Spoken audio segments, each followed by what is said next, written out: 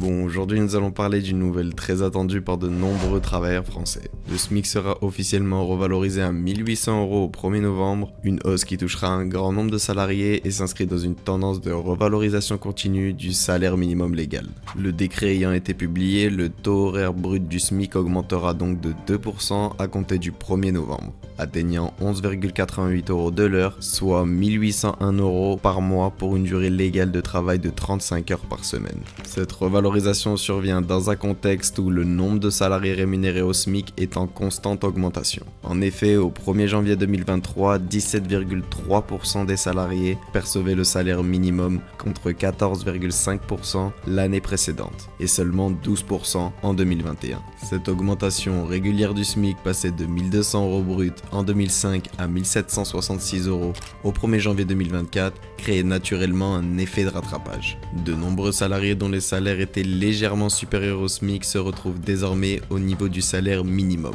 ce qui explique l'augmentation du nombre de personnes rémunérées au SMIC. Plus globalement, en France, le SMIC est le seul salaire indexé sur l'inflation étant donné qu'il bénéficie chaque année d'une augmentation automatique au 1er janvier. Et des revalorisations interviennent également en cours d'année à une condition si l'inflation pour les ménages les plus modestes dépasse les 2% par rapport à la précédente. À titre d'exemple, depuis janvier 2021, le SMIC a été revalorisé à 8 reprises, dont 4 fois en raison de l'inflation. Plus généralement, cette nouvelle augmentation du SMIC soulève des questions quant à son impact sur le pouvoir d'achat, ainsi que sur les entreprises, notamment les petites structures, qui doivent désormais faire face à une hausse du coût du travail. De nombreuses questions se posent quant à la manière dont le gouvernement va trouver les fonds nécessaires pour assumer cette mesure et éviter une croissance de la dette publique atteignant 3 222 milliards d'euros, soit 112% du PIB à l'heure actuelle.